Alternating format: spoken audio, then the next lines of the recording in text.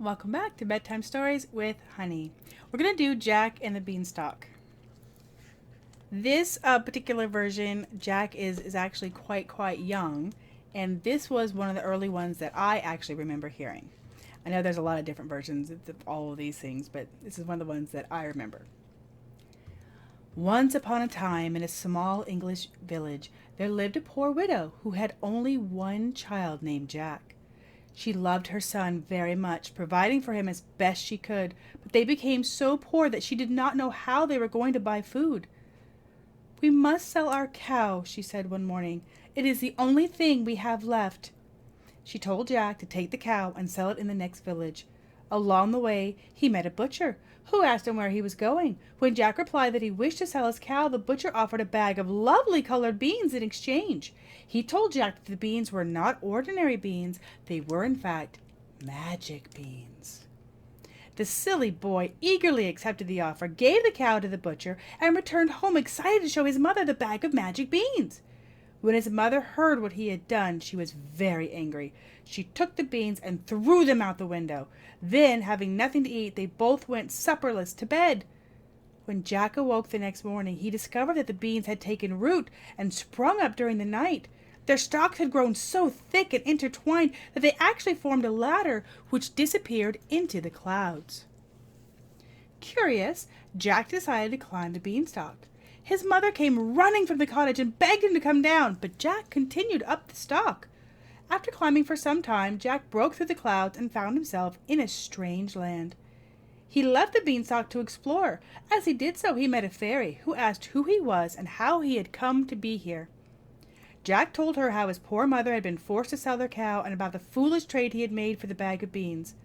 The fairy told Jack she had known his father.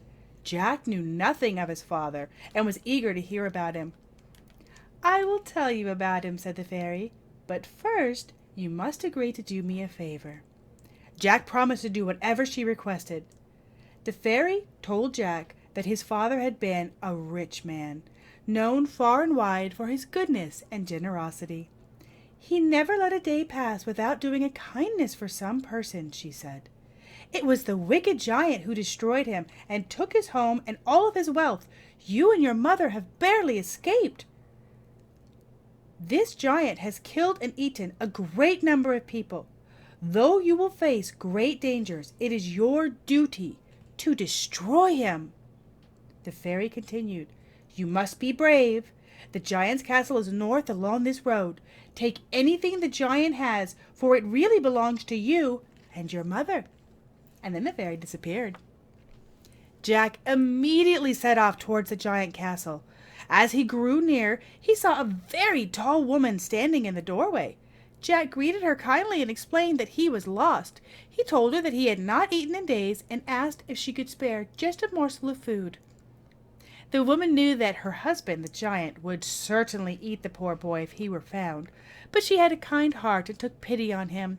She let the tired and hungry Jack into the castle.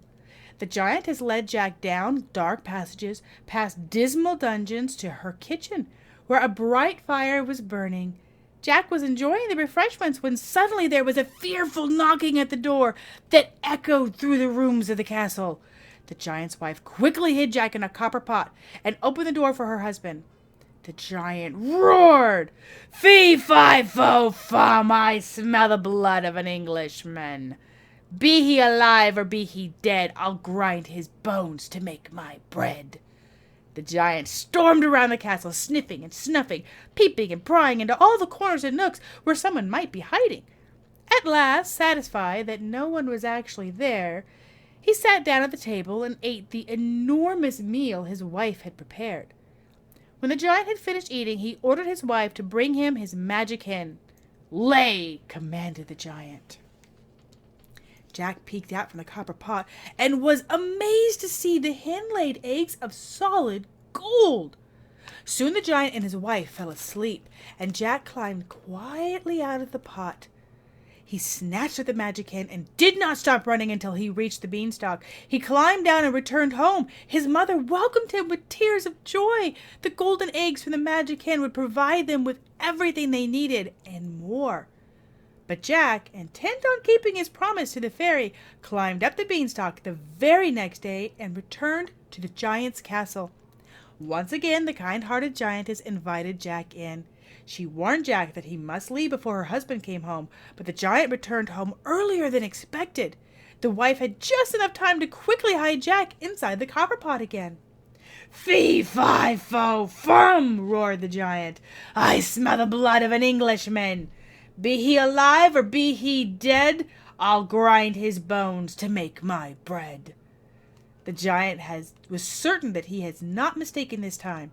He searched the castle, sniffing and snuffing, peeping and prying into all the corners and nooks where someone might be hiding.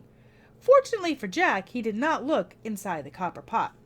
The giant's wife placed a larger pot of soup on the table, and the giant again decided that it must have been his dinner that he had smelled. After the giant had eaten, he told his wife to bring his bags of gold. The giant grew tired counting the money from the castle. Climbing carefully down... I skipped a line. The giant grew tired counting the money, and he and his wife soon fell asleep. Jack seized the bags and rushed from the castle. Climbing carefully down the beanstalk, Jack safely reached his home once more. While Jack did not want to worry his mother, he knew he had to keep his promise, and so the very next day he set out again for the giant's castle.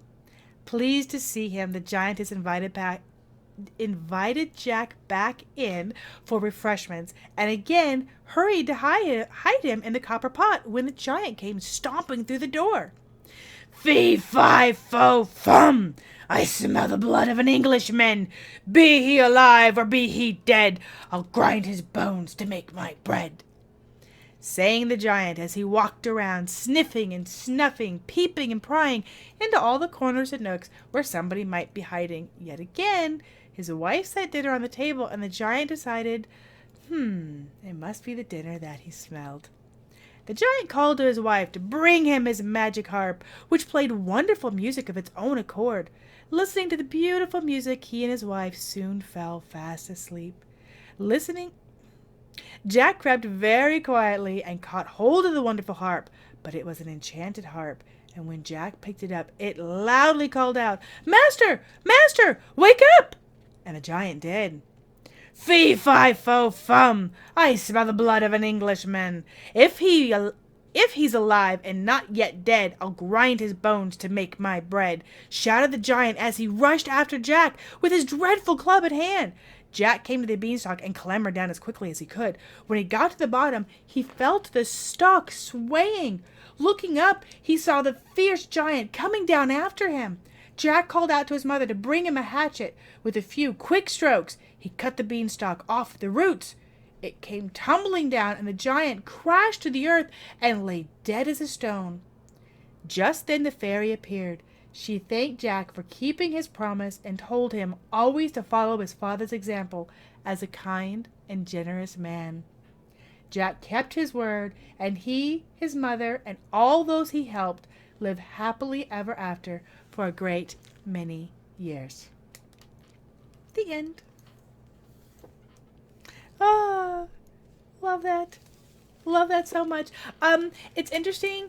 I actually I saw that animated like an anime style, with like the really big eyes and went on a PBS like early morning one Saturday, and I was fascinated with the style of it, and that was actually probably one of the first introductions I had to an anime style art.